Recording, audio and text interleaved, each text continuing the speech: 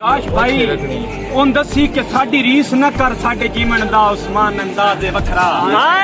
उन दसी के तू मम्मी डैडी असी जट च बंदे साडे लैक नहीं तेरा नखरा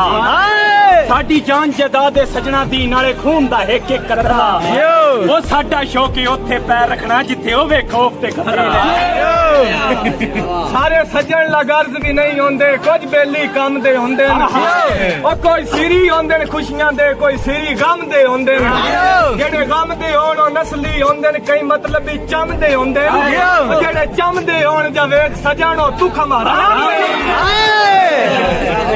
विक नू पै जावे उस छां नू साड़ना पौंदा है तन कज्जन पूजा फा बनन नू आवे जग्गा लाजमी पाड़ना पौंदा है चोपड़ियां रान ना कोई देवे आल उस्मान वगाड़ना पौंदा है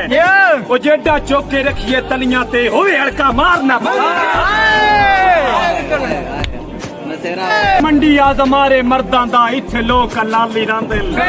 सजना तो जान नी बार छुड़ेंदे गल संगत दी तोड़ नी पांदे नहीं डरदे कतन शरीकां तो ला सीने धर के बांधे जेड़े लांदे मत्था मंडी वालियां नाल जुतियां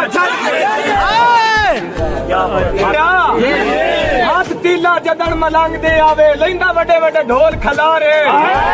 भावे चीर देवे भावे फाड़ देवे मंडी वाला खुद मुख्तार है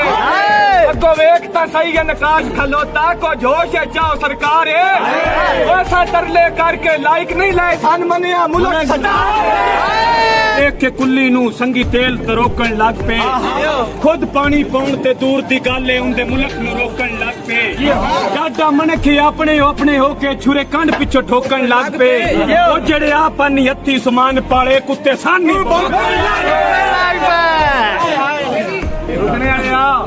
आ खज तेरा कल की ओसी जो होया मैं तक लई आया भाई मार के टोर सीना तान के टोर जेड़ा आया मैं डक लई सा